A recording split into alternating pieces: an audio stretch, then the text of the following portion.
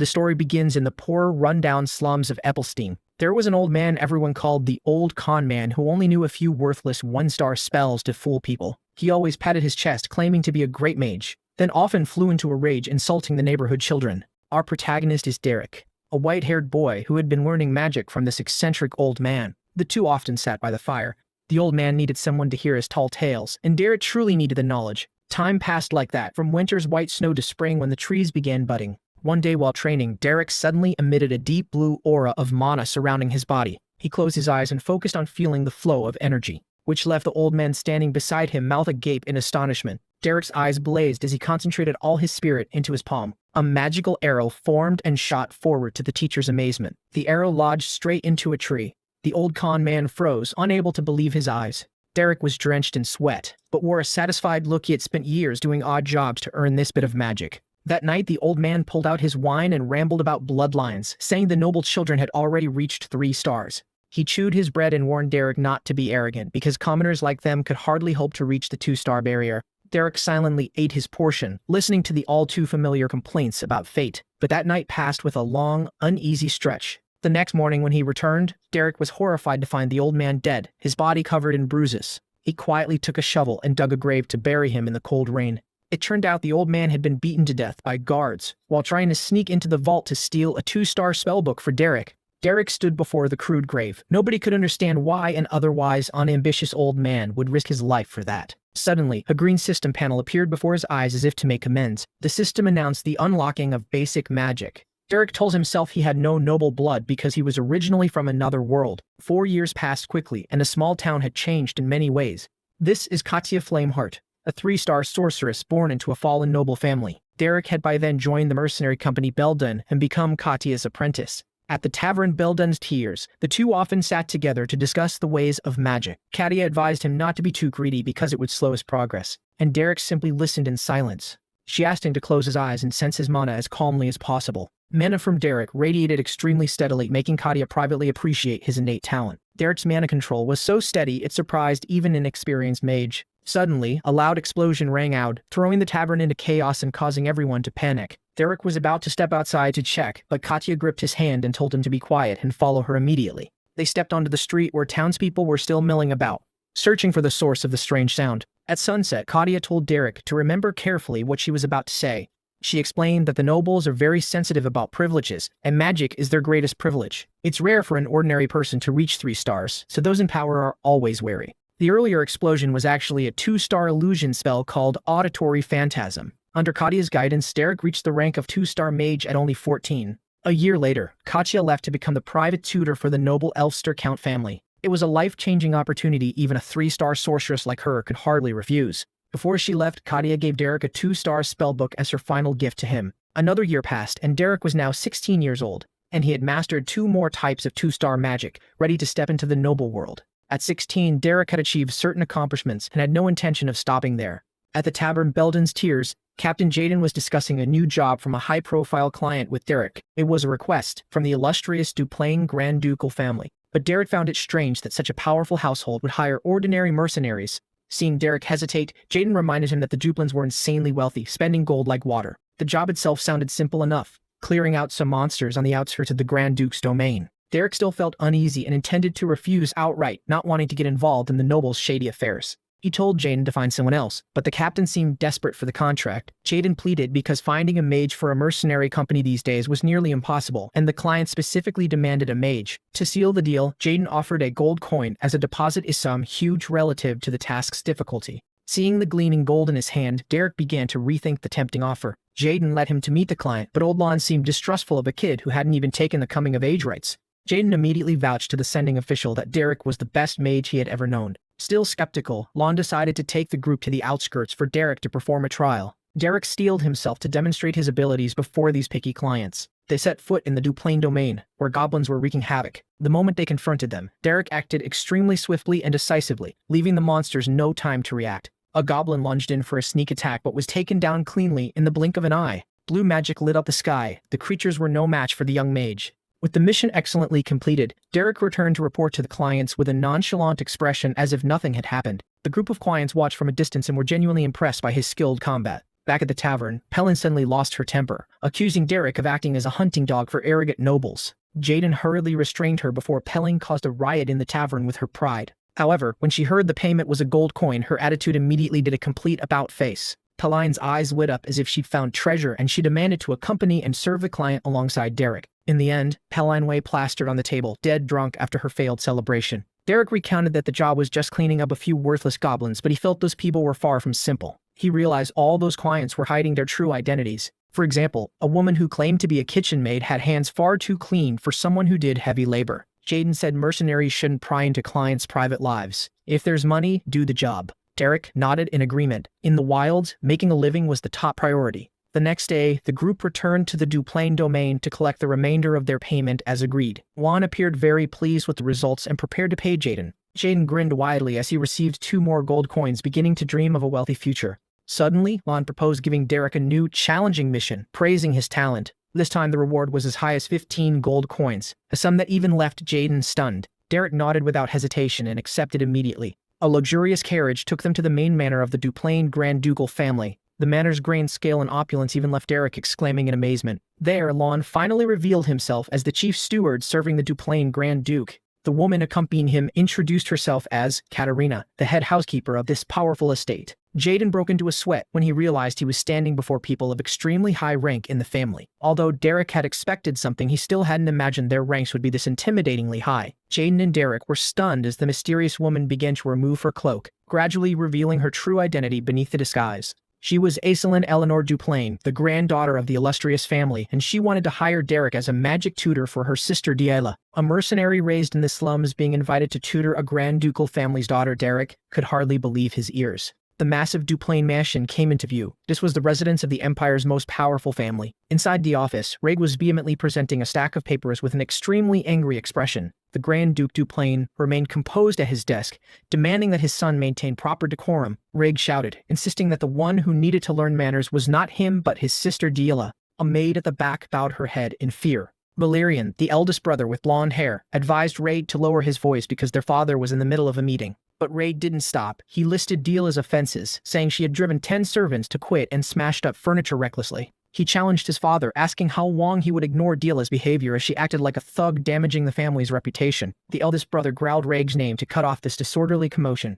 Valerian looked at his younger brother with exasperation, while Reg persisted in claiming Diela was useless compared to Aislinn. With determined eyes, Reg proposed that it was time to remove Diela from the family. He even had a convent picked out, arguing that having their sister take holy orders would be better for everyone than letting her cause more trouble. Suddenly, the Grand Duke radiated an overwhelming monopressure, pinning Reg's head to the desk to remind him who held the decision-making power here. Reg lay flat on the floor with blood at the corner of his mouth, completely silenced by his father's terrifying presence. At that moment the door opened. Aislinn entered, leading Derek into the tense audience. Aislinn looked around and asked her father about Diela, while Derek surveyed the room with an unusually calm demeanor. Seeing Reg scrabbling to get up, Valerian hurriedly called his name. Both elder brothers showed obvious unease in front of their sister. Valerian forced a smile to greet Aislinn, trying to act as if nothing serious had happened in the study. After using the excuse that Reg was slightly injured to take him away, Derek maintained a keen gaze, watching their every move. Derek's burning red eyes seemed to see through the cracks within the ducal family from the moment he arrived. Aislinn formally introduced Derek as the new magic tutor invited from Ebelstein to take charge of instructing Diela. The Grand Duke nodded thoughtfully, and Aislinn, seeing this, asked permission to step outside so the two could have some privacy. He told Derek to stay, while the study door slowly closed behind Aislinn. The Grand Duke bent over his writing and continued, seemingly using silence to press the young man. He remarked that Derek looked too young, only 16, and yet had the nerve to accept such a difficult post. When asked about his capabilities, Derek modestly replied that he could only use 1-star level magic. The Grand Duke scoffed, saying modesty wasn't always a virtue, especially where strength mattered. Immediately, he released the pressure of an extremely powerful 5-star mage to test Derek's mettle. Yet the boy remained steadfast, his face unflinching. He commented that Derek's looks and bearing resembled a mercenary more than a tutor for nobility. Acknowledging Aislinn's choice, he agreed to let Derek into the secluded area where Diela lived and summoned a guide. But Derek unexpectedly spoke up to request one condition before beginning the job.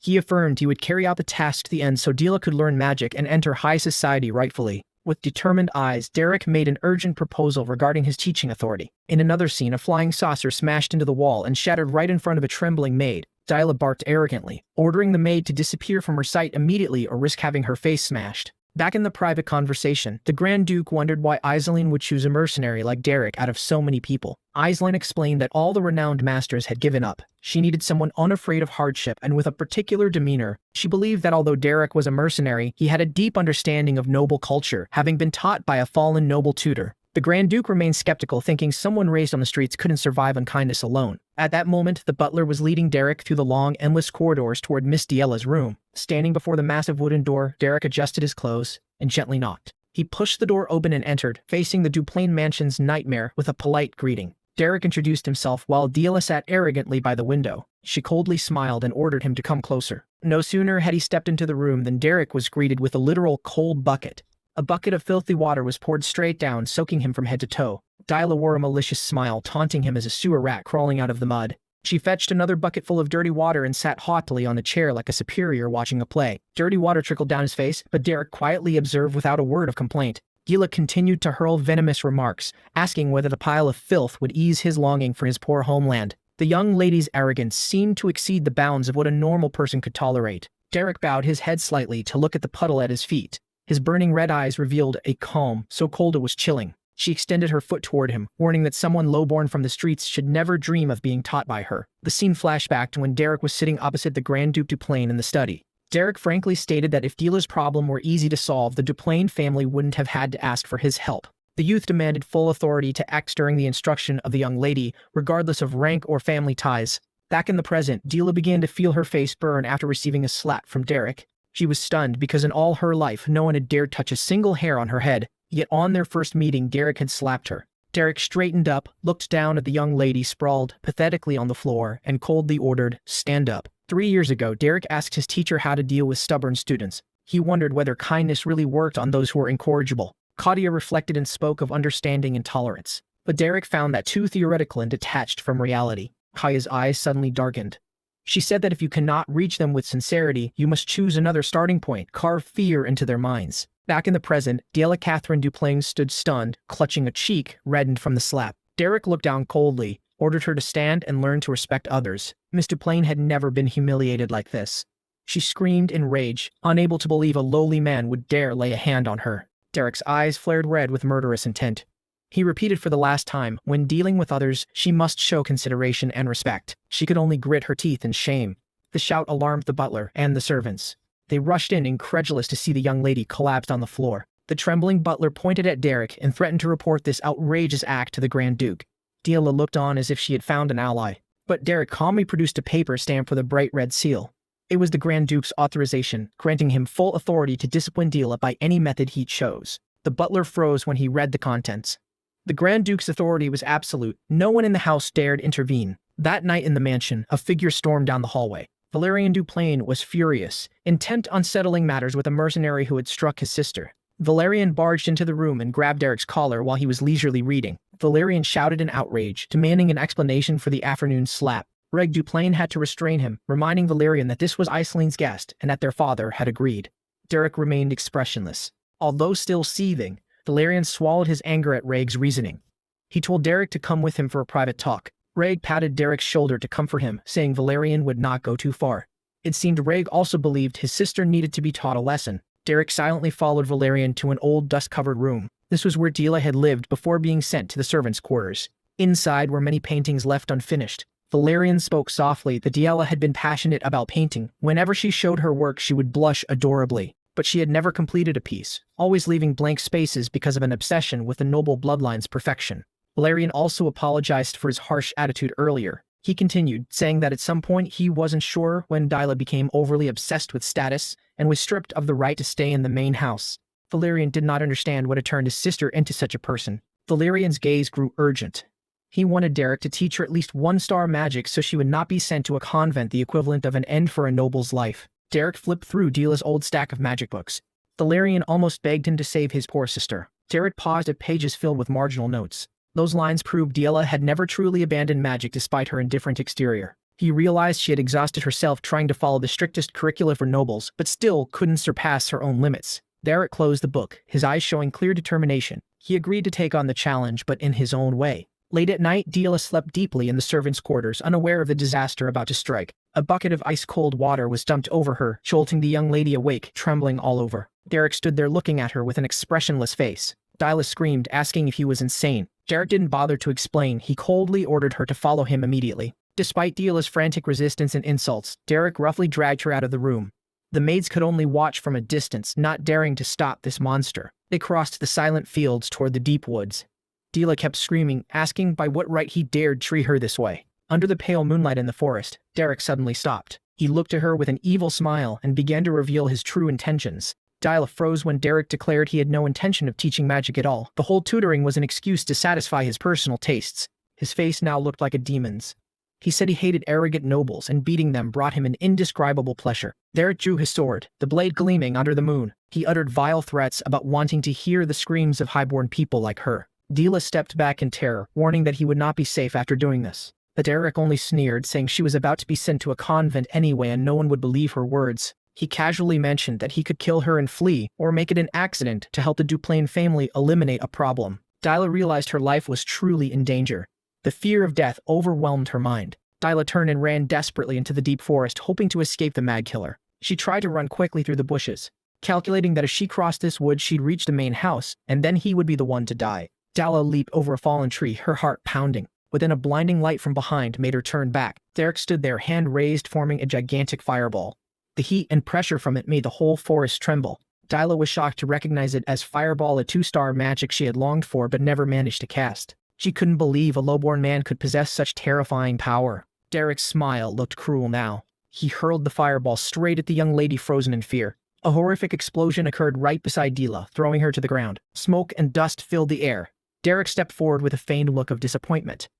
I missed. Dyla trembled and swallowed, her eyes wide with terror as she looked at the man before her. Derek gave a cold smile and casually repeated that it seemed he had just missed, though the implication was clearly a deadly threat. Dyla continued to flee frantically through the forest in the dark, her breath coming in ragged gasps from exhaustion. She stumbled, collapsing onto the overgrown ground, panting nonstop. At that moment, a spear of blazing blue mana tore through the air, hurtling straight toward her. Derek emerged from the shadows, praising Dyla's movement skills, unthinkable for a young lady who had only been confined to a manor. Derek's gaze was cold as he watched the trembling prey before him. Dyla gritted her teeth. She knew that at this rate she would surely be captured. Derek knelt, touching the magic circle on the ground to sense the residual mana in the forest. He realized this was the forest from the young lady's unfinished paintings, a place she had been attached to since childhood. In desperation, Dyla grabbed a rock and screamed as she lunged to attack Derek. But Derek's sword rose and easily stopped the rock. He admired her spirit. Instead of running uselessly, she had chosen to fight back. Dyla was completely exhausted now, no longer able to lift a foot to run another step. Derek pointed his sword at her, asking coldly if she had any last words.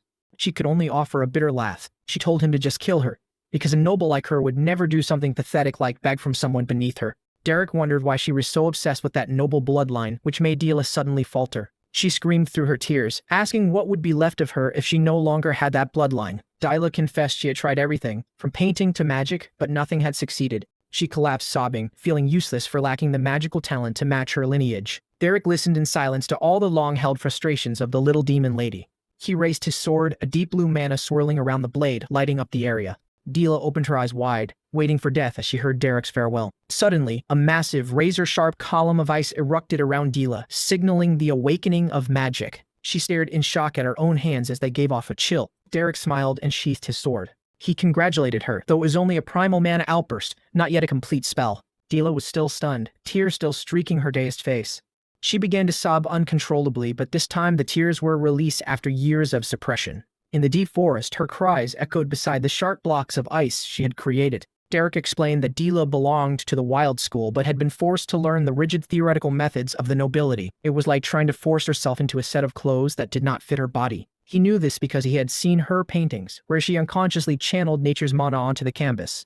Dyla looked up at Derek, a swell of indescribable emotion rising as someone finally understood her for the first time. Derek turned his back, telling her to prepare because from tomorrow he would teach her how to control this power. The young lady whispered a quiet thank you, something she had never done for anyone before. On the way back, Derek even remarked that her sunset painting was a masterpiece, leaving Dyla stunned. Early the next morning, sunlight poured into the luxurious room of the Duplain Manor. Dyla sat on the bed trying to replicate the circulation of mana but only saw smoke rising from her hands. A maid carrying a basin of water entered the room to help the young lady with her morning wash. But trembling so much the maid slipped and the entire basin toppled over onto Dyla. Frightened, the maid fell to her knees on the floor, frantically begging for mercy, convinced she would be severely punished. Contrary to expectations, Dila calmly told the maid to be more careful next time and walked past. This strange behavior left the other maids in the corridor gasping and whispering in astonishment. Meanwhile, Derek, sleeping soundly, was awakened by Dila shouting at his door demanding magic lessons. Derek groggily opened the door, his face still drowsy, while Dila stood there, boldly insisting he teach her how to control mana because she couldn't do it on her own. Butler Lon stood beside them, so shocked he was speechless. He still couldn't believe his young lady had truly awakened power. Derek, without mercy, slams the door and told her to come back in the afternoon. Witnessing this change, old Lon was moved to tears, while Dila's face darkened, with a dangerously determined expression. Despite Derek burying his tired head in his pillow to try to sleep, outside Dila kept pounding on the door and shouting, forcing him to come out and teach her right then and there. In the Duplain mansion, the maids began buzzing with gossip that young Lady Dila had suddenly become strangely meek these days, even managing not to break a single plate. The rumor reached the ears of the family heads. Reg reported to his father that Dila had actually managed to cast magic, something she had never done before. The Grand Duke Duplain sighed in relief, but Reg remained skeptical, saying it was unwise to celebrate over such a small bit of progress. Valerian entered, cut off his brother, and enthusiastically defended Dila, saying this was something to be praised. Reg stubbornly refused to change his mind, reiterating what Dila had caused and insisting she should still be sent to a convent to be rid of the problem. At the secondary villa, Dila sat with her knees hugged to her chest in a corner, her face sulky. Derek, holding his head, asked her directly what she was sulking about. Dila kept her pose and snapped that she wasn't sulking but angry. He calmly replied that no matter how petulant she acted, it wouldn't change anything. Everything had its proper order. Dila jumped up and shouted, insisting once more that she was furious, not a child pouting. Seeing Derek unmoved, she relented and accepted that she really was sulking. Derek sat down and said seriously that being able to cast magic wasn't enough. If used recklessly, it would backfire immediately. He insisted she rest so she could continue learning later. Dila muttered, mocking him as an old-fashioned, rigid magic teacher. Derek looked at her with a sharp gaze. He changed his tone and asked if she wanted to learn in a non-traditional way. Dila stared in surprise. Derek explained the Wild School, a magic system without rules, which values freedom and is perfect for someone who hates being constrained like her. Dila asked skeptically, while Derek asserted that being born with Duplain blood meant her talent was undeniable. He added, "You're full of talent." Hearing Sisi praised for the first time, Dila was stunned. The young lady blushed crimson and stammered, asking if she was really that talented. Derek nodded, saying if she could form an ice wall immediately, she'd be a genius. Dila lit up with joy and smiled smugly. In the distance, Reg watched the scene with extreme displeasure. He clicked his tongue and walked away. The next day, Dila followed Derek everywhere, excitedly boasting she had done it, though the Mana's trajectory was still a bit off. The following morning, she ran to bother him while he was eating, complaining about the strange sensation of channeling cold into magic. Seeing Derek entrenched in the library, Dila burst in to scold him for being lazy and demanded he check her practice progress immediately. Another fine day, even though Derek had slipped away to somewhere else, Dila still found him. Derek calmly pointed to the magic books and said they were lent by the Grand Duke for study, not for him to lounge around. But Dila ignored him and dragged him off in a rush. At the villa, Valerian summoned Derek to his private office. He entered and greeted politely. Valerian asked how Dila's studies had been going lately. Derek reported that she had made progress but would need more time to use one-star magic reliably. Valerian's expression turned serious. He warned that his mother, the Grand Duchess, would be returning soon from a long trip. He emphasized that the nobility hold commoners in extreme contempt, especially when they occupy important positions in the household like Derek currently does. Derek silently listened to the warning from the Duplain family's future heir. Valerian sighed and confided about the burdens of leadership, saying that understanding everyone's hearts in the house is extremely difficult. Impatient, Derek asked bluntly what exactly he was trying to say. Valerian suddenly changed his demeanor, looking utterly pitiful. He whimpered that Dila wouldn't play with him anymore, and begged Derek to find a way to win his sister's favor. Valerian dreamed nostalgically of little angel Dila, and pleaded with Derek to teach him how to approach her. Derek was at a loss for words at how utterly devoted his brother was to their sister. Just then, Dila's screaming call for Derek rang from the corridor, startling the maids. Valerian hurriedly pulled Derek back, saying he'd just learned how to make dolls from the maids to give to his sister. He produced a cloth doll so horrifying it was terrifying, proudly asking if it resembled Dila and could show his love. Derek looked at the doll and bluntly asked, "Are you trying to curse your sister?" Valerian collapsed at once upon hearing that. Cut to the mansion's main hall, where the atmosphere turned formal and tense. Grand Duchess Mariella had returned.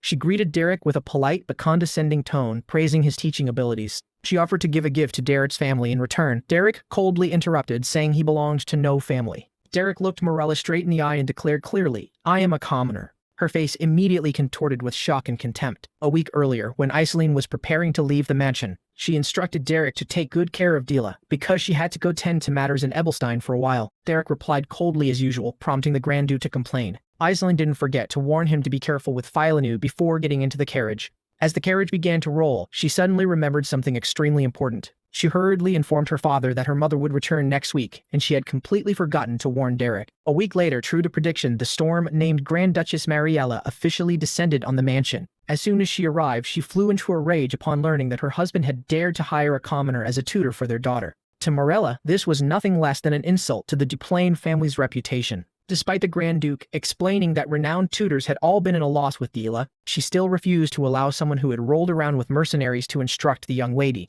The father argued that finding someone as capable as Derek wasn't easy, especially since Iselin herself had recommended him. Mariella insisted on bringing her own brother in to teach. Now that Dila had mana, she wanted someone more of suitable standing. A fierce argument broke out when the husband said he couldn't casually redeploy the army just to serve as a tutor, while the wife regarded the aristocracy as a battlefield requiring careful preparation. Marella stressed that among nobles, a tutor is the child's public face, and she didn't want Dila to become a laughingstock at her social debut. Her son Valerian stepped in trying to dissuade his mother, but Mariella, in her anger, wouldn't listen to anyone. At that moment, another figure appeared to pour fuel on the fire. It was Reg, the older brother, who also seemed to dislike his sister. He proposed a magical duel to test whether Derek truly deserved the qualifications his father claimed. But then Reg changed his mind. Instead of dueling the tutor, he wanted to directly test Dila. He argued that if Derek were that good, Dila should have made remarkable progress, and a match would be the clearest proof. Reg walked away coldly while Valerian stood behind, panicking at this crazy intention. He turned back and snapped at Valerian, asking whether he really believed the girl had changed or had forgotten the troubles she'd caused before. To Reg, the Duplain blood in Dila was merely a stain that might bring the whole family down. He thought the best thing for Dila was to keep her locked in a servant's wing instead of letting her go out and disgrace the family. Reg's hateful gaze showed he would show no mercy in the upcoming match. Early the next morning, Dila burst into Derek's room in a state of extreme panic. She brought the grim news that if she lost this match, Derek would be dismissed immediately. Contrary to the young lady's worry, Derek remained unconcerned. He affirmed that he was a mercenary, and he was only interested in completing the job and getting paid. He even added brazenly that he'd already been paid enough, so being fired wouldn't matter. That remark left Dila stunned for a few seconds. A week passed quickly, and the day of the final match finally arrived. The Grand Duke and his wife stepped onto the arena, where Derek stood waiting with extreme confidence. His unusual calm surprised the father, who inwardly admired the tutor's composure. The Grand Duke sat in his observing chair, realizing Derek was not someone easily cowed by pressure. Reg appeared arrogantly, determined to crush his useless younger sister today. He stepped onto the stage, intending to make Dila regret everything she'd done in the past. Back in the earlier room, tearful, Dila asked Derek if he was truly so indifferent to her fate. Derek didn't answer directly, only noting that her mana was developing very well, that she couldn't use one-star magic yet, but soon would. Dila burst into sobs. She couldn't understand how he could speak so coldly, as if saying goodbye. She admitted she wasn't a good student, but she only wanted to keep learning from him, not anyone else. Derek sighed, confessing he knew nothing of the nobility's dueling rules since he'd never participated. But instead of teaching formal magic, he proposed to teach her how to win in real combat and asked if she wanted to win. Society's sneers and contempt toward a noble girl without mana surged in Dila's mind like a nightmare. Wiping her tears away, Dila's gaze sharpened. She affirmed she wanted to win and asked him to help her do so. Now, Dila stepped out into the arena without the identity of Reg's sister. She no longer stood there as the fragile youngest lady of the Duplain family. Derek watched quietly from behind, waiting for the moment his pupil would shine. Before everyone now stood Derek student, a true mage with resolute will, ready to face any challenge ahead.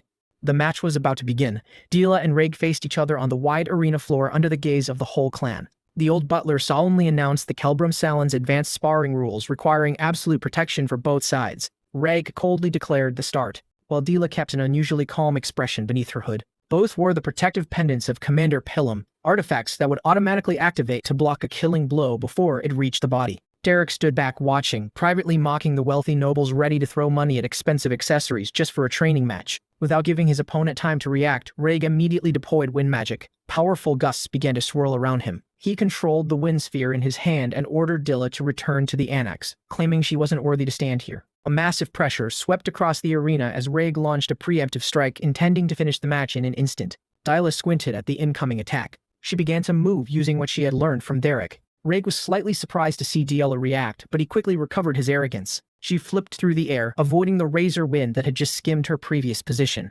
Derek noted that Dila used one-star magic fairly proficiently, But her actual combat skills were still raw and green. She was wasting too much mana on defense. Large blocks of ice rose from the arena floor to block Reg's wind blades. He sneered, considering it child's play. Reg decided to unleash stronger power to shatter Dila's icy defenses. He shouted a challenge for her to block this blow while Dila remained hidden behind the shattered ice.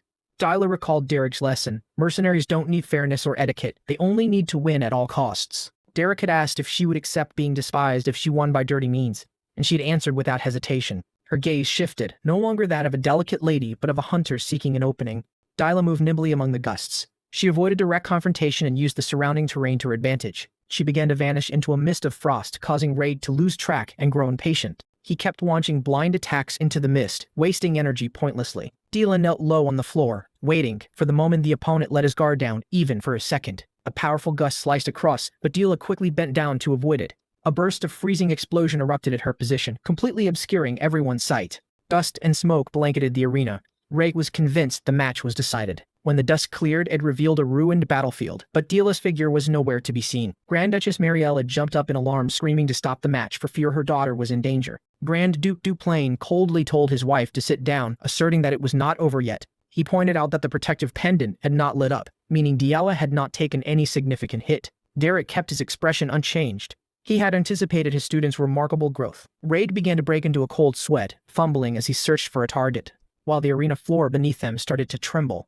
Suddenly a crack rang out as the wooden floor split open right beneath his feet. Sharp ice spears thrust up from the ground, forcing Raid to leap back in terror. He couldn't believe Dila would use such a low blow from beneath the arena like that. The steward was also stunned, for no one in the noble class had ever thought to break the floor to hide and counterattack. The wooden planks exploded outward. Dila had indeed used the space beneath the stone dais to deceive her opponent. Frost continued to surge up like deadly traps, driving Reg into a completely defensive position. He realized he couldn't pinpoint her location, while she needed only a single strike to trigger his protective pendant. Dila emerged from the pit with eyes flaming red and murderous intent, shedding all noble decorum. Reg looked into those eyes and shuddered at the frightening resemblance to the mercenary Derek. He became convinced that Derek was the mastermind behind this dirty plan to humiliate him. Reg's cloak flapped in the whirlwind, but now he was the one being driven into a corner. Reg gritted his teeth in fury, yet tried to maintain his last shred of arrogance. He accepted the engagement, declaring he would play to the end against what he called the dirty scheme of Dila and her mentor. Mariella panicked when she saw Dila crawl into the dusty space beneath the arena. She demanded the match be stopped immediately,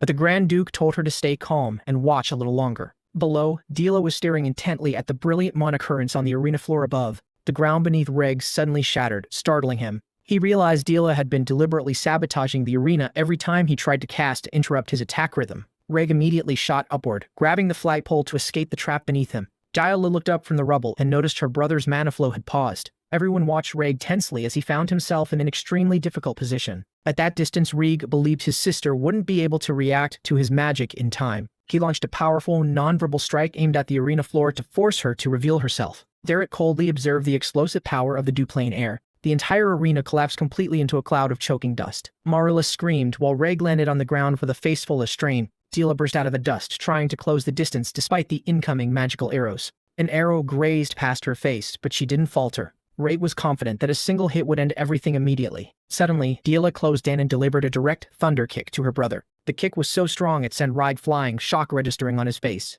Reg clutched his chest in pain, unable to believe he had been hit physically like that. Dila bent down and scooped up a handful of dust from the ground. She threw the dust straight into Reg's eyes, leaving him completely disoriented and howling with rage. Reg stood up. His gaze was now filled with seriousness and respect for her. He decided to confront his sister with everything he had.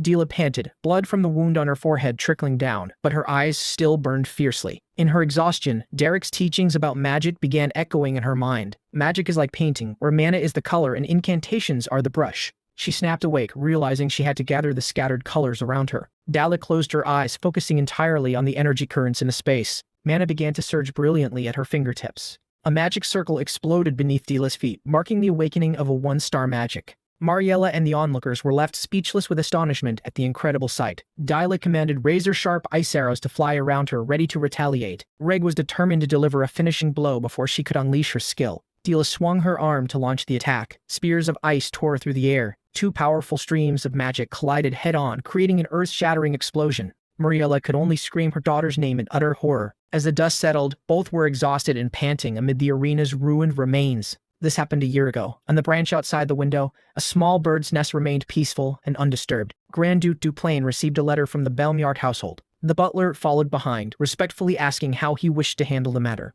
He peered through the crack in the door and saw young Dila sitting alone in a daze. The Grand Duke fell silent, his gaze heavy with sorrow, then turned and walked away. Back in the present, Dila stood amid the rubble after the battle. Her face was smeared with mud and streaked with dried blood. Reg collapsed onto the arena floor, his magic sword driven deep into the ground. The trigger Dila had planted at last activated. Derek watched everything from a distance, his expression as calm as ever. Dila sobbed uncontrollably in the center of the arena, murmuring that she had lost. Witnessing the chaos, Grand Duchess Mariella rushed over in panic. She couldn't believe what was unfolding before her eyes. Mariella shouted loudly, condemning the match as a disgrace crude and unworthy of the nobility. She pointed blame at Derek, accusing him of teaching Dila trashy things. The Grand Duke standing beside her remained silent. The Grand Duke recalled Raymond Oswald Duplain, another of his sons. He remembered him kneeling at his feet, vowing to fight with all his might to bring glory to the family. Looking at Dila now, he noticed that her eyes had gained a new liveliness. They were no longer the hollow eyes from a year ago. Dila still stood there, tears streaming down her face. She covered her face with her hands, trying to hold back her emotions. The maids hurried over in a flurry, anxiously asking about the young lady's condition. One maid offered to take her for treatment immediately, but Dila remained motionless.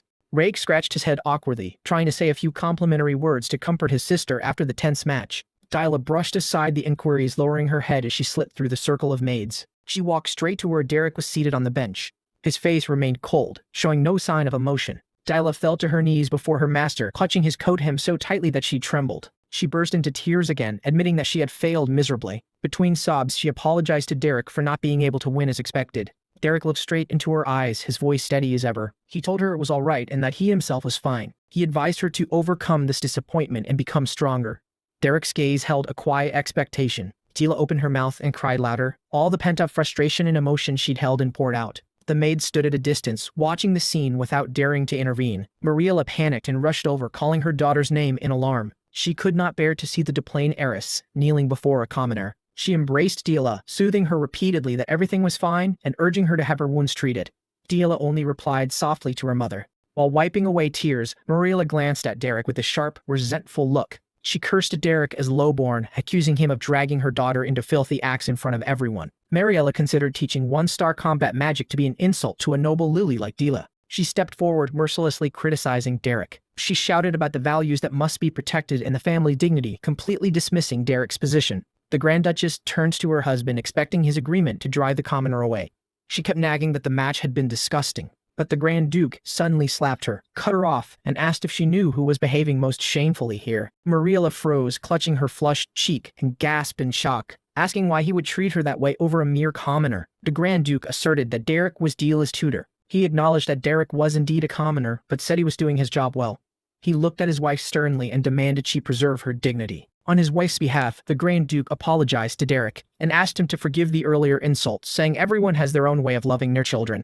Derek remained silent and listened. Afterward, he ordered Derek to follow him to the reception room to discuss some important matters privately. Derek bowed his head and obeyed. Mariella stayed behind, her face twisted with anger and humiliation at being reprimanded by her husband in front of the staff. In his study, Grand Duke Duplain sat down, pen in hand, preparing to write something. He acknowledged that Derek had raised Dila excellently. He asked Derek if he would like to accept 3-star magic as a reward. This was the highest tier a commoner was allowed to reach.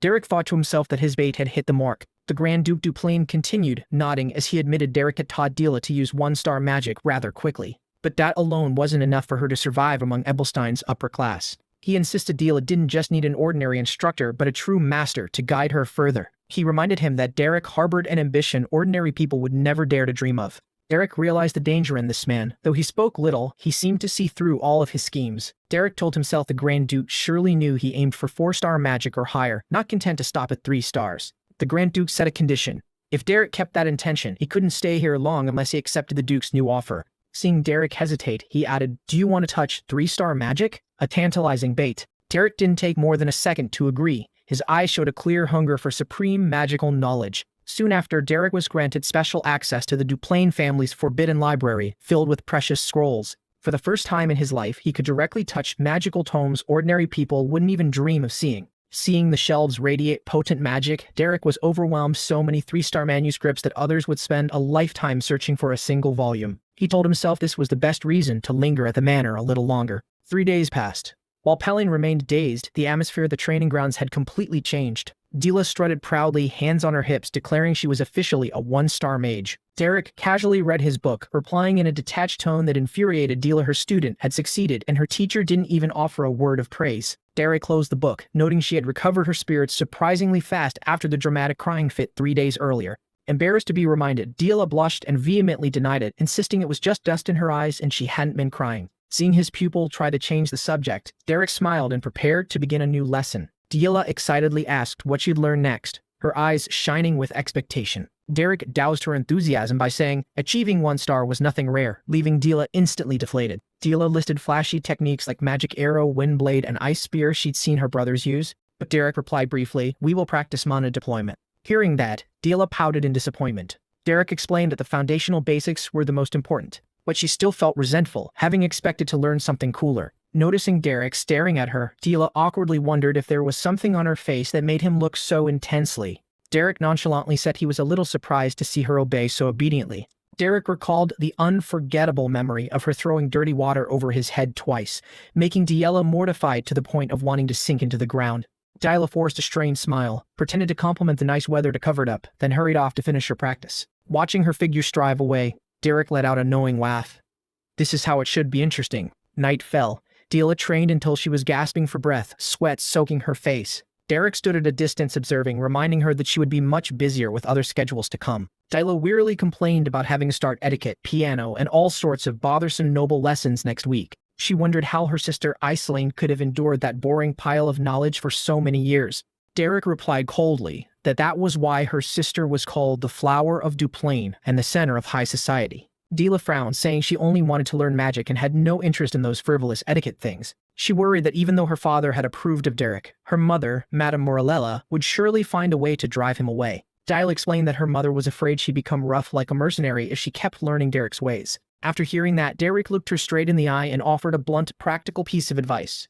Remove her excuse. Dila blinked in confusion, not understanding what her teacher meant, her eyes wide with questions. Meanwhile, at the manor, Madame Muriella was in a panic, thinking her daughter was being corrupted by that mercenary teacher. She imagined Derek as a demon teaching Dila the dirty, brutal tricks of the mercenary world. Madame Muriella shuddered at the thought of Dila becoming coarse, ready to capture and torture others on that master's orders. She nearly fainted, envisioning Dila strolling into a high society party carrying a wild boar on her shoulder, destroying the Duplain family's reputation. Muriella stood outside, full of suspicion that a commoner like Derek could teach anything worthwhile to her daughter. Even if her husband agreed, she was determined to find a way to get rid of him to protect her position. Suddenly a voice called, "Mother?" from behind, making Morella jump. Dila had been standing there somehow, looking at her with an oddly calm expression. Morella froze as images of little Dila flashed in her mind, the child who always smiled and clung to her in her arms. She still couldn't accept how quickly her daughter had grown up. Dila lifted her skirt and curtsied perfectly. "Did you sleep well last night, mother?" A flawless act of etiquette left Muriella stunned with amazement. The young lady gently explained that she had been tending to wounds and couldn't go out to talk the past few days. Her eyes now shone with confidence, a stark contrast to her usual sulkiness. Dila announced she had a piano lesson that morning and asked to be excused. Marcella could only stammer a reply, her mind still reeling from her daughter's sudden politeness. She tried to recover by asking about the etiquette classes, wondering if they hadn't started yet, as if searching for a flaw to criticize. Dila smiled gently, her manner now radiating the same noble bearing as her perfect sister Aislinn. She affirmed she was very much looking forward to those lessons because of her mother's concern. Muriella broke out in a cold sweat, only able to watch Dila's retreating figure.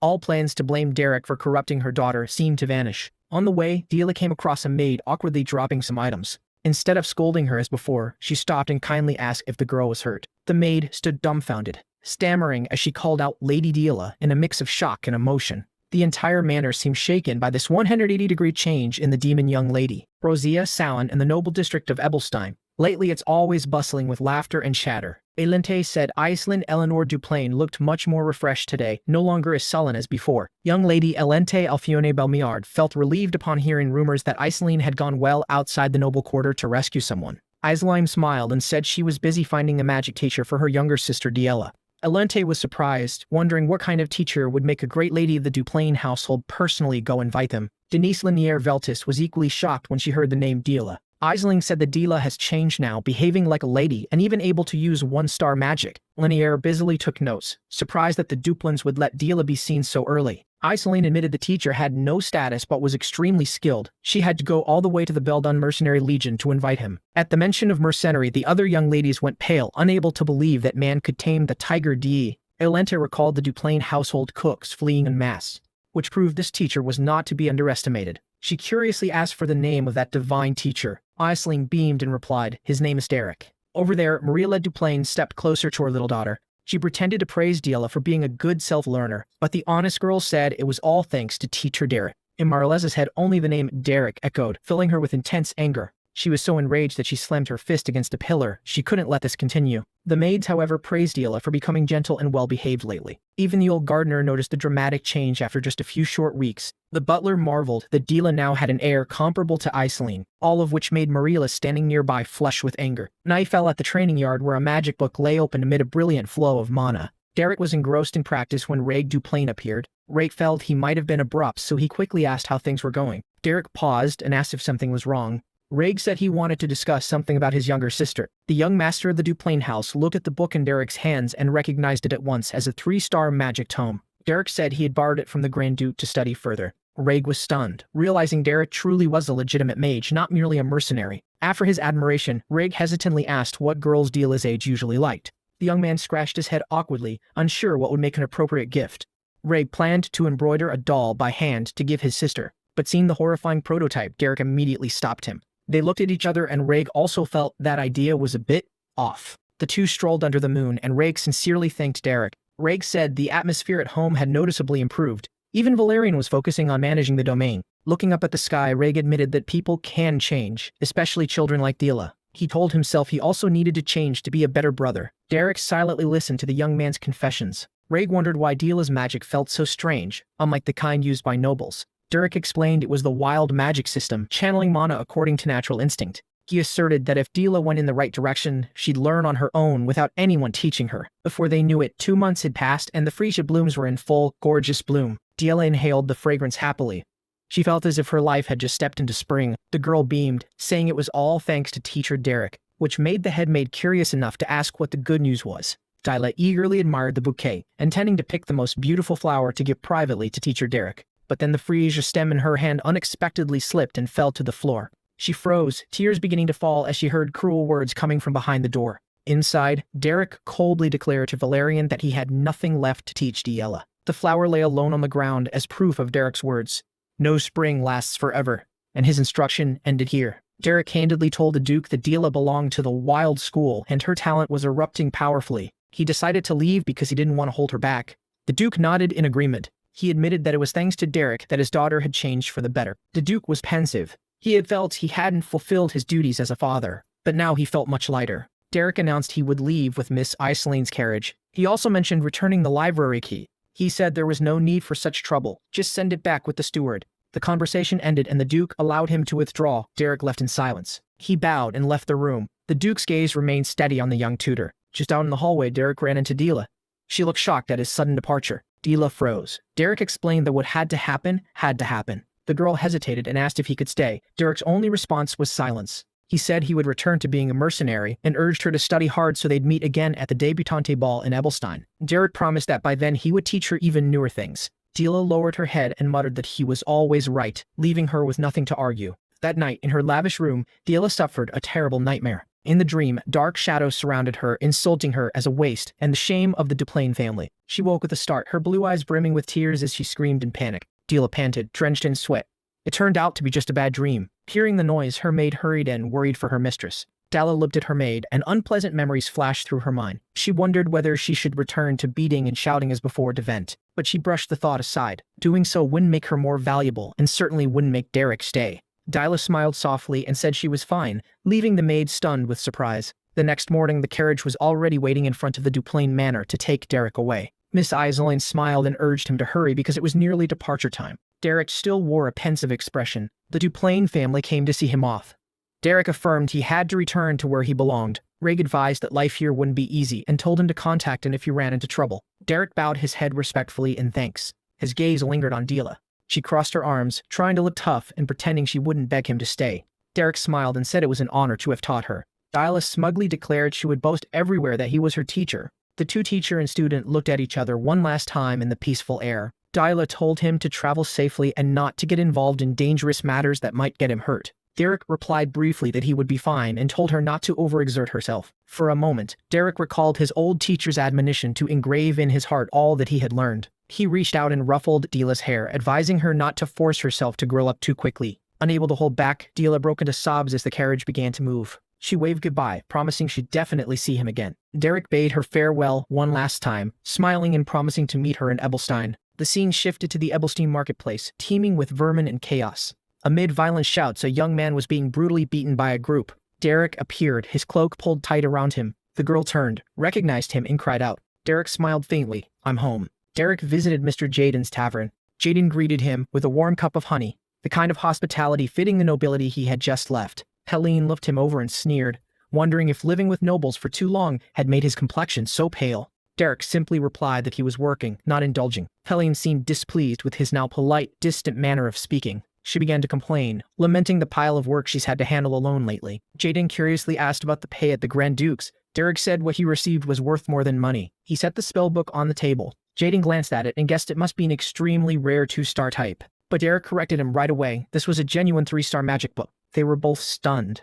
Helen even suspected he had stolen it, then wished she could steal one too. Derek explained it was a gift from the Grand Duke. Helene still couldn't hide her envy and asked whether they were hiring archery instructors there. That night, Derek sat alone flipping through the pages of the book by a flickering candle. He keenly felt his fighting instincts had grown dull after days spent in luxury. He asked Jaden to assign work immediately as soon as possible to regain the feel of real combat. Thus, a new hunt began. Derek and Pelin set off right in the midst of sweltering heat. They kept encountering dangerous monsters, from ogres to the disgusting giant spiders. After exhausting battles, the two rested deep in the forest beside a small fire. While Pelin fell fast asleep, Derek continued practicing magic diligently by himself. He used magic crystals to train at the highest intensity he could. Though he had mastered 2-star spells, Derek realized the barrier to 3-star was still a huge challenge. He continued studying the 3-star spellbook, not overlooking any small marginal note.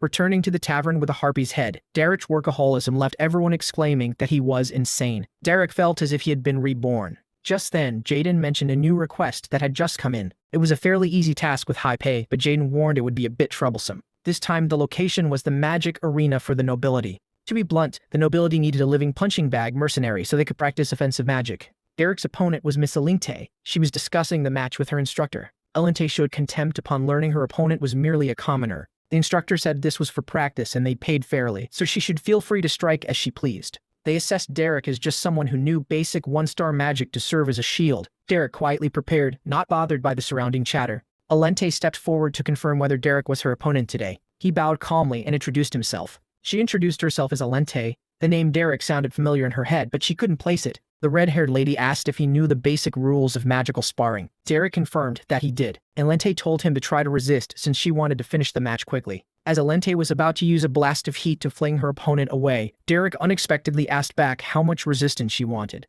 The odd question left her momentarily stunned. Derek explained he needed to know how far he should fight back for it to actually help her. The instructor stood watching while Alente laughed at the stranger's strange confidence. Alente told him he was saying ridiculous things, then challenged him to resist by any means if he could. Derek ignited blue magic in his hands, his gaze sharpening. He would comply exactly with what the lady requested. Derek stood facing Miss Alente, who still harbored rigid beliefs about the barrier between nobility and commoners. Alente admitted this 1-star kid was quite skilled, but to her, that confidence was nothing more than the arrogance of someone who didn't know their place. She swung her arm and a massive swirl of magical pressure began to spin violently around her. Derek watched coldly. His crimson eyes did not waver at the incoming attack. A magical explosion rang out where Derek had been, but he'd slipped away in an instant. Alente was slightly surprised the strike had missed. She told herself there must be a reason he was so confident. But that alone wasn't enough to erase the class divide. She began to summon a series of energy spears that hovered around her. Alente declared this attack would end it all and launched all the spears of light toward her opponent. Derek remained there, miraculously dodging the flying spears that skimmed past him, causing Alente's face to change. The spears plunged into the arena floor, creating a dense rain of energy. From afar, the bespectacled master observed and recognized that Derek's control was no trivial matter, true to the seasoned mercenary he was. Alente realized she had underestimated him. She concentrated her mana to the fullest, preparing to unleash a truly serious attack. Derek immediately noticed the lady had changed tactics. His gaze sharpened. She was no longer aiming at him alone. She intended to obliterate the arena itself with a large area spell. Hundreds of golden spears blanketed the sky, ready to rain down on Derek's head. Derek understood this time. He couldn't rely solely on speed to dodge. He hastily channeled mana to form a temporary defensive circle as the attack descended. A cataclysmic explosion occurred. Smoke and dust billowed, enveloping the arena. Within the smoke, Derek still stood firm and began to counter by closing the distance. Suddenly, Alente appeared directly above him, holding an ice-wreathed spear, poised to deliver a finishing blow at close range. Derek silently praised her natural talent. But at that moment, Derek snapped his fingers. A strange magical technique activated. Everything around Alente suddenly turned blinding white. Her vision was completely blocked. She panicked and searched for any sign of her opponent. Seeing nothing, she tried to focus her hearing to catch any sound. But the silence was eerily complete. No footsteps. No breath reached her ears. Derek moved in a spectral, ghost-like way within the darkness. Elinette realized this was an illusion magic that completely removed sound. She hadn't expected him to plan so thoroughly. She grit her teeth in fury upon realizing he had intentionally held back in the opening strikes. Derek closed in at extreme speed, his hand reaching out as if about to cast a spell. He slid low to the ground, exploiting every opening to finish the fight. Elente smiled confidently. She believed her specialty rapid spell ignition would win if both struck with their hands. She gathered all her strength into her palm, ready to intercept the moment Derek's magic appeared. But Derek did something no one expected. He twisted and delivered a kick.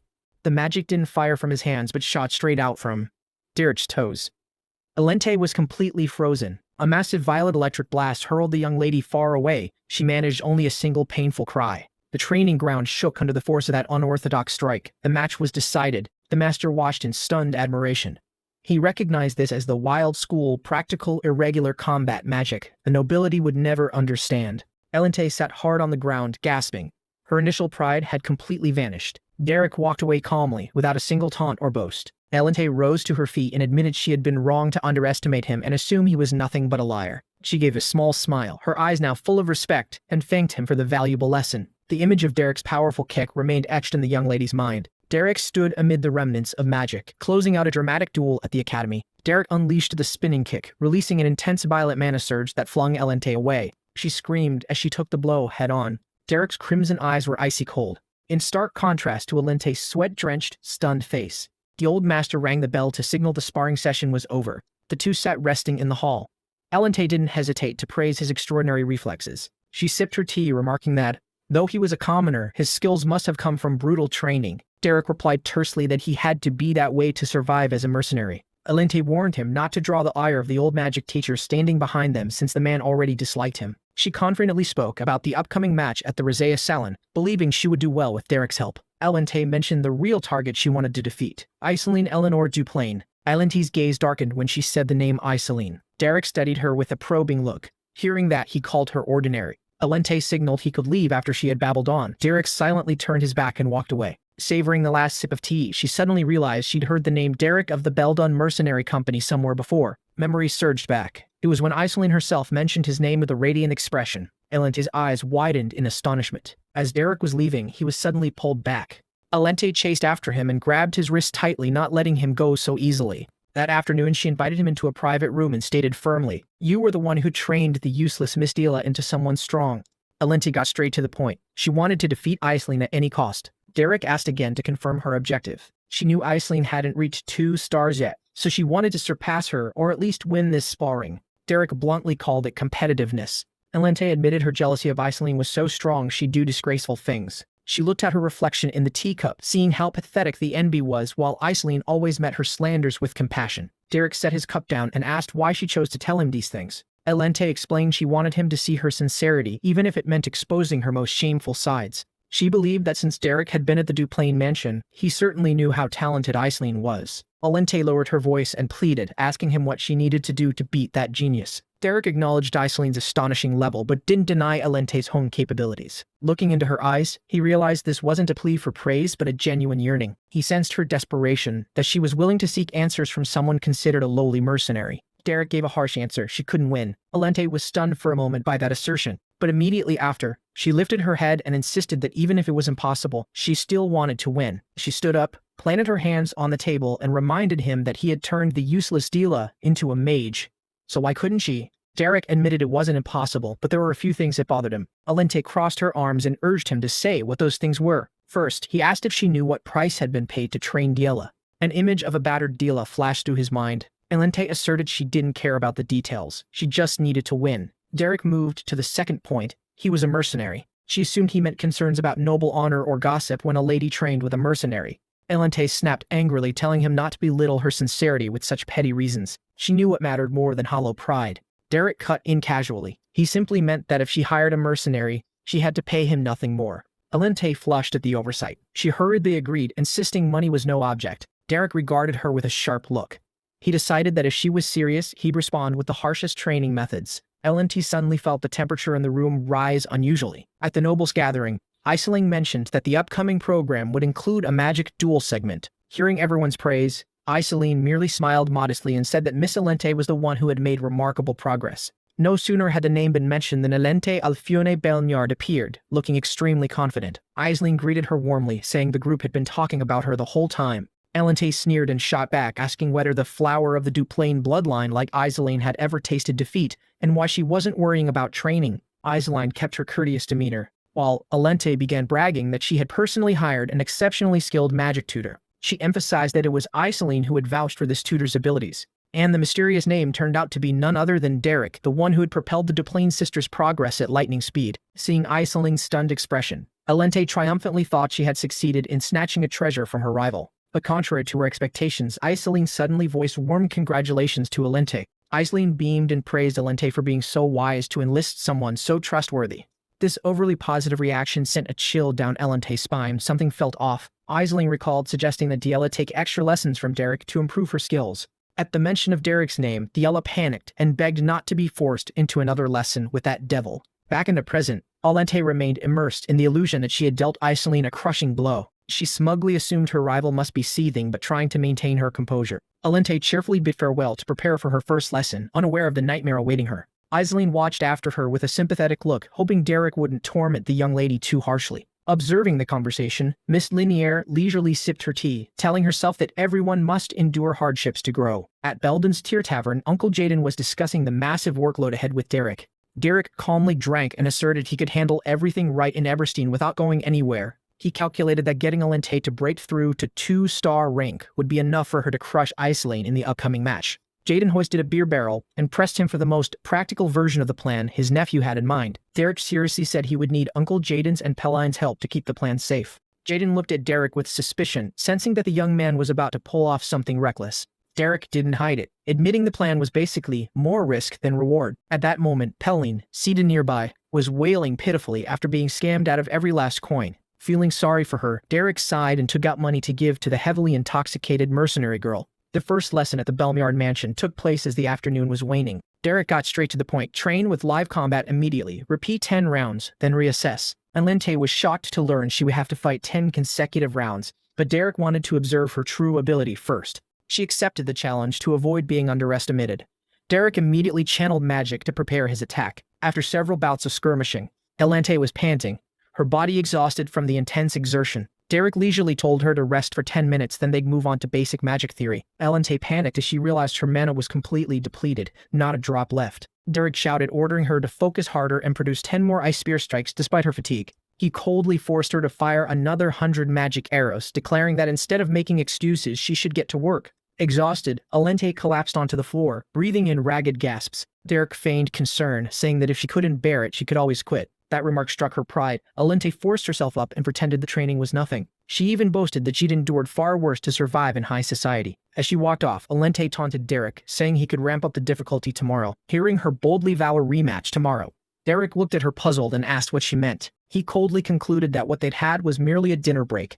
The real training had not ended. She froze when he announced that what she'd had was just the appetizer. After dinner, they'd go straight into night training. Elente forced a smile, hoping it was a joke, but Derek's grave expression made it clear the night ahead would be very long for her. The next morning, Derek was still leisurely like that, telling Elente to push a little harder. She was forcing herself to fire the remaining magical arrows, her hands trembling. Derek added 10 more shots because he saw she still had mana.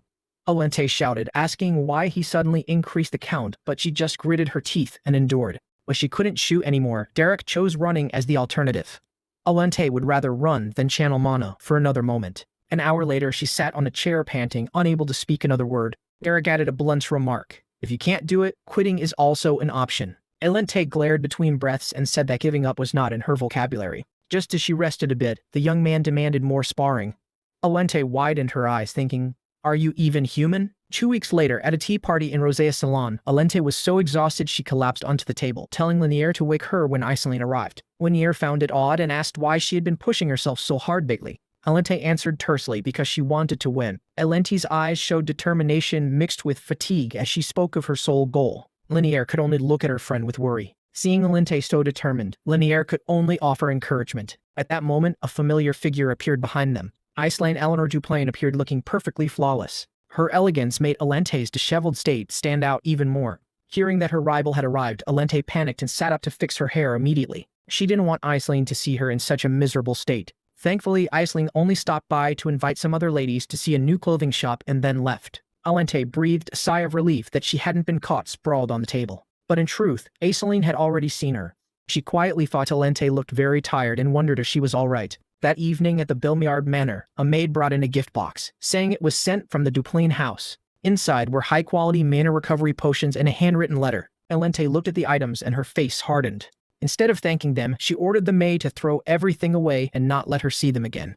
To her, it was nothing but a humiliating act of charity. Alente sat in front of the mirror, telling the maid to prepare her so she could go train again. She asked whether Derek had arrived. The contents of Iceline's letter appeared, words exceedingly gentle, inquiring after the young ladies during the cold season. Iceline had even thoughtfully sent the finest produce from her domain. The letter ended with wishes for peaceful days. The more Alente read, the angrier she became. At the training grounds at dawn, Derek was sitting reading a book, waiting. Alente arrived earlier than expected, skipping the polite readings to get straight to work. She wanted his honest assessment of her. Derek was silent for a long time as he looked at his eager pupil. Finally, he said, "Quitting can also be a good strategy." Alente felt deeply insulted. She asked him straight out why he liked hurting her like that. She asked in despair how she could possibly defeat someone like Iceline. Alente shouted, saying she hired him to help her win, not to listen to this nonsense about quitting. Derek fired back, telling her that if she liked spouting such nonsense, she should get out of his sight and stop wasting his time. Those words hit a raw nerve, causing Alente to bow her head and hide the eyes that were starting to blur with tears. She began to explode, admitting she was petty, jealous, and prone to speaking ill of Iceline behind her back. She screamed through her tears, casting off labels like the Belmiard Pillar or the Salon Beauty. She accepted the truth that she was pathetic. Alente admitted she knew there was no real reason to hate Iceline. It was all due to her own weakness. Why won't this feeling of inferiority go away? Alente clutched her chest, asking in pain. Deep inside her had always smoldered a quiet self-loathing. She pictured her rivals back in her mind and wondered what she had to do to truly win. Derek realized the girl's hatred wasn't directed at Iceline as everyone assumed. What she hated most was herself.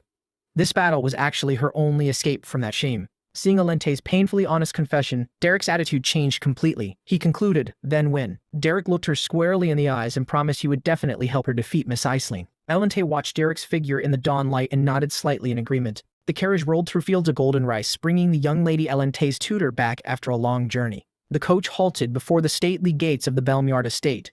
He stepped down, looking weary after the trip from Eberstein. Lord Tristan Anelt Belmiard himself came out to greet him. He smiled warmly and told the tutor to rest after his arduous journey. While sipping tea, Tristan inquired about his daughter Alente's progress. He always believed she had natural talent and must be improving rapidly. The tutor broke out in a cold sweat. He dared not utter a word about the young lady studying with a commoner like Derek, for fear it would cause them both great trouble. Tristan excitedly mentioned he would soon travel to Eberstein and planned to stop by to give his daughter a surprise gift. Hearing that the master would come in person, the tutor forced a smile while inwardly anxious, silently hoping the young lady could get through this. On the outskirts of Eberstein, Derek's group stood before the gloom of the nameless maze. The archer Pelline looked uneasy, unsure whether taking a frail young lady like Alente into the dungeon was a good idea. Alente went pale at the news she had to go in, but Derek calmly insisted this was the best place for her to train. Derek explained that only real combat could sharpen her instincts, and he and his colleagues would watch her from behind. Although Alente protested because the match was only days away, Derek firmly forced her to face this trial. Stepping into the dungeon's deep darkness,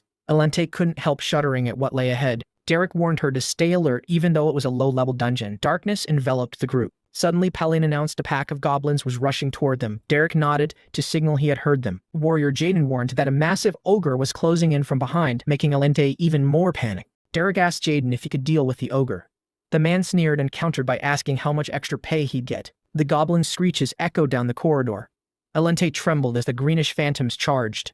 Derek lunged at the monsters with terrifying speed without a moment's hesitation. He ordered Pelin to protect Alente while he cleared the torrent of goblins pouring in. Pelin swiftly drew a silver arrow and shot down a goblin right in front of the young lady. Derek's blade flashed in the dark, felling the monsters in an instant. He combined fire magic, creating small explosions that knocked back the goblins trying to surround them. Pelin kept loosing arrows, taking each one down precisely to maintain a safe distance. Alente stood frozen, breathing hard as she witnessed a bloody scene before her. Behind them, Jaden faced the giant ogre with a cocky grin. He wondered how much the monster's head might be worth. With a powerful slash, Jaden felled the large creature while Derek continued to fight fiercely elsewhere. A goblin was suddenly hurled toward Alente, its mouth still smeared with blood as it screamed wildly. Alente was stunned. She realized death was very near and that she could do nothing but tremble. Derek shouted for her to snap out of it because a goblin was charging straight at her. The monster raised its weapon and charged. Alente fell to the ground in utter despair. Derek stared into her eyes and shouted that she had to kill it herself if she wanted to survive. In that life-or-death moment, Alente admitted to herself the cowardice and naivety she had harbored for so long. She recalled her past self, someone who only envied and spoke empty words but never acted. Watching the goblin leap at her, she screamed inwardly, a mad smile spreading across her face as she resolved to kill that cowardly version of herself. Magical energy suddenly erupted in Alente's palms, emitting a brilliant blue light. She condensed the light into a razor-sharp magic spear and thrust it straight into the charging goblin. The spear pierced the creature's body, flinging it away to her own astonishment. Derek and the others watched silently. They had witnessed the young lady's transformation. Alente collapsed to her knees, panting and drenched in sweat, but her eyes no longer showed fear. Derek gave a slight nod of acknowledgement. This was the crucial step she needed to take. Rising amid the monster's blood, Alente firmly told herself this was only the beginning of her true journey. In the quiet night, Derek sat alone under the moonlight, intently reading a letter. It was a letter from Katya, his former teacher who had left more than 2 years ago. She wrote that she was teaching magic to the young lady of the Elbister house. Casey recalled the time she taught him at Evelstein, the days that were hard but full of freedom and joy. To her, Derek was the most talented mage she had ever met. She hoped that one day she could witness his progress with her own eyes. Derek sat silently like that, mulling over the hopeful lines from his teacher. Alente Alfioni Belmiard, dirt-smudged after training, came over to sit beside him and curiously asked about the letter he had been rereading for 2 weeks. The mischievous girl said that the teacher must be extraordinary to have been able to train someone as difficult as him. Derek casually admitted she was indeed a wonderful teacher, which made her fall silent at his seriousness. Putting the letter away, Derek asked how she felt with the duel only 2 days away. Alente's eyes lit with determination. She firmly declared that she would definitely win. The day of the match arrived, and the Noble Magic Arena was livelier than ever with a crowd of eager spectators. Iselim, the flawless prodigy of the elite, appeared to admiration. She politely excused herself from her friends to move closer to Derek. She smiled at Derek and mentioned the rumor that he was tutoring the young lady Alente. Derek responded modestly, saying it was only a brief acquaintance. Iselim laughed, saying he hadn't changed at all, still that cold, distant demeanor. She remarked that Alente looked very tired lately and asked if he had been too harsh. Derek found it strange that she was worrying about his opponent. He looked Iselim straight in the eye and issued a cold warning. Whoever the opponent is, never let your guard down. While the crowd buzzed about each side's chances, Denise Linier Veltes sat quietly in a corner reading, separate from the noise. Cheers swelled as Iselim entered the arena. People couldn't stop praising her ethereal beauty. On the other side, Elente stepped out with a sullen face, murmuring victory slogans to steady herself. Her eyes burned with the fire of battle, her focus sharper than ever for this life-or-death match. The two opponents officially faced each other on the floor, each carrying a completely different attitude. Iselim politely inquired about her condition, but Elente coldly replied with a decisive no. She admitted she had never felt such tension before, surprising Iselim with her bluntness. Elente curled her lips in a confident smile and signaled that it was time to begin the real battle. Immediately, the stream of fire magic in Elente's hands erupted violently, opening a dramatic match. Elente deployed large-scale fire magic that seemed to engulf the entire arena in unbearable heat. Iseling was completely stunned when she saw hundreds of missile-like arrows forming above her head. She couldn't believe this was the power of a weakling. The barrage of rockets began to fall, surrounding Iseling in an inescapable ring of fire. Seeing Elente now, Derek recalled the training session where he taught her to squeeze every drop of mana to create an attack that overwhelms the opponent's spirit. He had instructed her to use the most brilliant, showy magic to force the opponent into a war of attrition of will. Derek had told her that right now, she only needed to trust herself and what she had practiced. Iseling looked up at the blazing sky in shock. Elente's skill had far exceeded all her expectations. Not giving her opponent a moment to recover, Elente poured every ounce of power into commanding the rain of fire to drown the arena's center. The missile-like arrows fell with devastating force, creating an overwhelming spectacle never before seen. In that life-or-death instant, Iselim was forced to cast aside her composure. She shouted with determination and raised a gigantic mana shield to counterattack. Elente continued to unleash a barrage of rockets. On the other side, Aislinn remained focused on sustaining a massive amount of mana to overpower her opponent. A huge explosion shook the arena. The crowd was stunned as Elente's mana suddenly surged. Aislinn stood firm after the attack, silently judging that her opponent was spending mana recklessly and would soon be exhausted. She decided to finish the match with an immediate killing blow. But Elente had timely performed extremely agile movements to evade. An ice missile pierced where Elente stood, but it turned out to be only an afterimage she had created. Aislinn froze, realizing this was illusion magic, and that Elente had actually closed in on her unnoticed. A glacial spear lunged in at close range, leaving Aislinn completely no time to react. In flashback, Derek had taught Elente to use illusions to blind an opponent before delivering the decisive strike. He emphasized that the opponent was a genius and must never be underestimated. Back in the present, the spear was only inches from Aislinn's face. Aislinn realized she no longer had time to raise a shield against such a swift attack. Elente thrust with immense force, intending to end the match.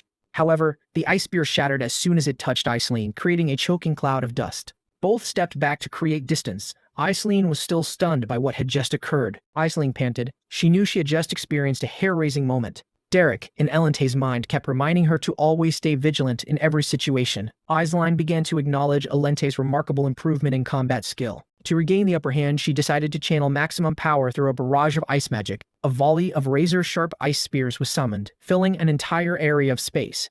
The audience gasped in amazement to see Aislinn cast such a large number of ice spears without incantation. Watching from above, Derek smiled smugly, seeing that the bait had truly been taken. Elente was also preparing her next secret trump card. A rain of ice spears crashed down on Elente's position with devastating force. At that moment, Elente's hand burst into blazing flame, ready to counterattack. A missile suddenly shot forward at wind-tearing speed, aimed straight at Aislinn. Aislinn was stunned because she had felt no prior mana signature from this fire magic. It turned out Elente had cleverly concealed this missile from the very start of the match. Confusion was evident on Aislinn's face as she could not predict her opponent's move. The crowd below buzzed, discussing the unexpected parity between the two young ladies. Elente secretly thought she was truly overpowering a magical genius like Aislinn. Refusing to accept defeat, Aislinn decided to use absolute power to reset the game. Derek observed and judged that this was when the life-or-death battle truly began. The mana around Aislinn began to change violently, radiating an overwhelming pressure. Elente felt the atmosphere grow suffocating and full of unease. A vortex of mana rose, but it felt unlike ordinary wind magic. It was mana alignment, a phenomenon of massive mana forcibly controlling all surrounding mana. This phenomenon only occurs when a mage releases power far beyond their normal limits. At this moment, Aislinn had completely broken through her own barrier to reach a new level. A gigantic fireball called the 2-star fireball formed, promising a devastating attack. Remembering the days before, after an exhausting training session, Elente collapsed onto the grass, panting. Derek saw this and walked over, handing her a water bottle and telling her to drink to ease her fatigue. At that moment, she began to recall what Derek had said. She still felt unsettled, unsure whether weeks of training would amount to anything against Aislinn. Seeing her hesitation, Derek added a mysterious line, "You will win, but in a different way." Back in the present, the group of students standing outside gaped in astonishment. Aislinn had just launched a gigantic fireball, the real deal, a 2-star magic spell. Elente froze for a few seconds. This move was far stronger than she could have imagined. She frantically looked toward Derek as if to say, "Now what?" but he kept his calm expression as if nothing were happening. Elente was furious, cursing silently that Derek was deceitful for not giving her any guidance. The fireball raced toward her too fast. She realized that using defensive magic or an ordinary ice spear now would mean certain death. A flash of despair crossed her mind. She told herself someone like her would never beat a true genius. While the onlooking ladies held their breath, Elente suddenly pulled off an extremely slick maneuver. With a bang, the fireball exploded behind her, and Elente had just rolled on the ground to escape by a hair. Aislinn was stunned, unable to believe her opponent could dodge that attack so precariously yet effectively.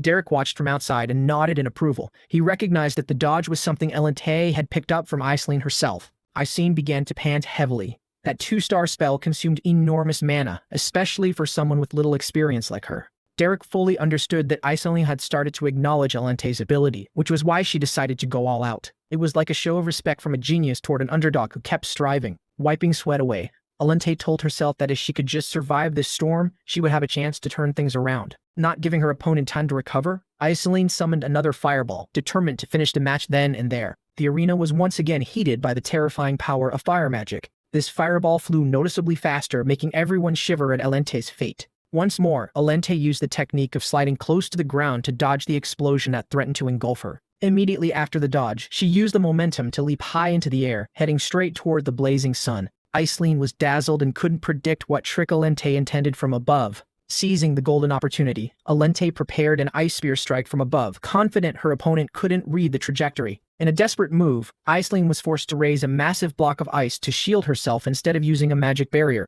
After that block absorbed the blow, Aislinn collapsed, utterly drained of mana. Alente secretly rejoiced, thinking she had the victory in hand. The ice block shattered, revealing Aislinn gasping for air, appearing completely exhausted. From a distance, Derek muttered softly. It seemed the performance was about to conclude. Alente advanced proudly, convinced she had cornered her opponent. Aislinn sank to her knees, her whole body trembling as if about to faint. Alente stood looking down confidently, convinced she was the ultimate victor. But no, Aislinn was gritting her teeth, begging the magic within her to respond one final time. Aislinn's eyes suddenly flared with the steady blue light. In Alente's eyes, no debutante in Everstein could shine more brilliantly than Aislinn. But wherever there's radiant light, shadows inevitably cling right behind it. Aislinn seemed to have everything, pampered and wrapped in silk and velvet from the moment she was born. Alente wondered whether that perfect young lady had ever known what it was to be mocked by others. Aislinn was like a precious gem. The more she was polished, the more blinding her light became. That light was so dazzling that it swallowed and submerged Alente's existence into darkness. That sense of inferiority dragged her down into a bottomless abyss. But even in that darkness, she kept sharpening her will. She vowed that one day she would crawl out of this pit to prove her own worth. Back in the present, Aislinn was at a disadvantage. She no longer looked as poised as usual. Despite disheveled hair and clothes caked with mud after falling in front of so many people, Aislinn kept an oddly calm demeanor. She seemed unconcerned with preserving the image of a noble debutante. The surrounding crowd kept cheering, urging Aislinn to get up and continue the match. Alente gathered fire magic in her hands, preparing to unleash the decisive blow. She glanced toward Derek, confident that victory was surely within reach. But a sudden thought occurred. Even if she won this match, would she truly escape Aislinn's shadow? Across from her, Aislinn was also ready to counter with water magic. At the tensest moment, Alente suddenly dropped her hands, declaring she was exhausted of mana. She calmly announced her surrender, leaving Aislinn bewildered by what had just happened. The noble ladies around immediately erupted, hailing Aislinn's victory. Alente wore a false smile, while Aislinn remained stunned by the unexpected result. People crowded around to congratulate Aislinn, lavishly praising her impressive performance. Amid the noisy crowd, Aislinn saw Derek standing quietly at a distance with a book in his hand. Alente sought out Derek after the match, trying to appear triumphant as if she were the one in control. Derek was not deceived. He only asked in a low voice what expression she had seen on her opponent at that moment. Alente scoffed, recounting Aislinn's shocked and panicked face as she was about to be defeated. She even arrogantly boasted that she learned quickly and was in an extremely good mood today. But even while smiling, tears began to fall uncontrollably. Alente's face twisted. The strain she'd held finally collapsed. She sank down, sobbing and blaming herself for being pathetic like a child. Derek remained calm, assuring her that her effort today was beyond reproach. Alente admitted through choked sobs that she had truly wanted to win, but in the final moment she realized that even if she won this match, she would still stand in Aislinn's shadow. The elegance radiating from Aislinn, even when she was smudged, made Alente feel very small. Derek looked at the crying debutante and asked, "What's wrong with looking a little pathetic?" He taught her a lesson. If she wasn't brave enough to face her own pitifulness, she would never grow up. Under the sunset, Alente quietly reflected on those cutting words. A sense of relief kindled within her. She no longer felt trapped. This match turned out to be a new beginning. Meanwhile, the other debutantes began to bid Aislinn farewell and depart. Denise approached with her gentle smile and words of praise for her friend, but Aislinn knew clearly that in the true contest of progress, she was the loser. Denise believed Aislinn's innate talent was something Alente would never reach. Aislinn denied that. She realized Alente had surpassed her in willpower and rapid advancement, all thanks to the hand of that white-haired man. Aislinn stood pensively in the evening sun, her deep blue eyes hiding a new calculation. She called her maid Daisy to come closer. Aislinn ordered that an urgent letter be sent to the main estate immediately. Only one name occupied her mind now: Derek. She understood that to protect her position, she must have this man at any cost.